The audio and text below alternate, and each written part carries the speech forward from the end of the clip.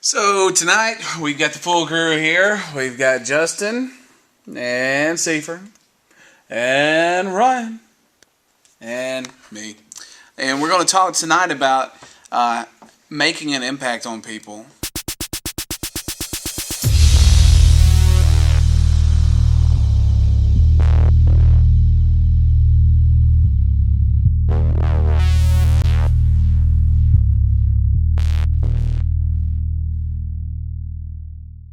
What are some things that have influenced you over the years? What's something that you could say has been an influence to you?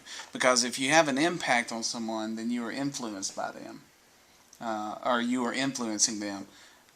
So, what are some things that have influenced you over the years? People, things. I mean, it could be technology. It could be whatever. And I mean, come on, guys. Don't everybody say Kenny Martin, okay? Just kidding.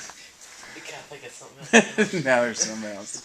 I guess probably the biggest thing that's influenced me is first, my family. Yeah. They just have really always trained me to be who I am today, but really just older people who have just taken me under their wing, not necessarily like people like your age, not, 30s and 40s, which I'm close to those, but, people maybe 3 or 4 years older than me, just those who are looking out for the younger generation, just making an impact on my life, making sure I'm doing the right things, and just people like that have made a really positive influence on who I am today. Okay. I guess I'm kind of the same as Ryan. Just my family is big believers in everything I do, and if I want to do something, they support me in it, and they help me out with whatever I'm trying to do. They try to help me with anything I can. And playing sports, you got older people on the team that, if they coach it in there, they step up and they show you how to do a drill or something. Right. Or if you go out there and you make a bad play and you come sit back down on the bench, they come up and, it's okay. We made that same mistake too. I guess I'll be just go along with the crowd. My family's got a big impact on me. They're the reason that who I am today, and I was that kid that whenever I went to a basketball game, my whole family was there. I didn't have to worry about my dad not showing up, my mom not showing up. Even Mima would bring her chair out, and I had a whole like family section there, and I had home court advantage every time. Basically, kind of what Ryan was saying, just taking you up under your wing, and just really just taking time. They didn't have to do that. They didn't. They have families and they have other things that they can be doing, but they took the time to say, hey, let's go fishing, or hey, let's go camping this weekend, or something like that. And so just people, just taking you under your wing and not expecting anything out of it. Yeah. Just saying, hey, you know what? I'm doing this because I care. What is something, Seifert, what's something that's influenced you, say the music you listen to? And the reason I brought music up is because I remember Justin, the first time he came in here, he said it freaked him out because of the music. Because he said, I never heard Christian music like that. He said it was just screaming, guitars blasting, rapping, and all that stuff. True story. True It does. My dad is a hard-working guy. He gets out there and bush hogs and feeds cows and horses, and he's just he can fix anything. And my mom can do cook any southern food you want. She gets out there and works in her garden. She is. We're all country, but I guess I'm not really.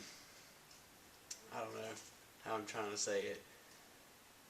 Like, I don't know why I've got more of a country accent than they do, or why, I listen from Brad Paisley to Toby Mac.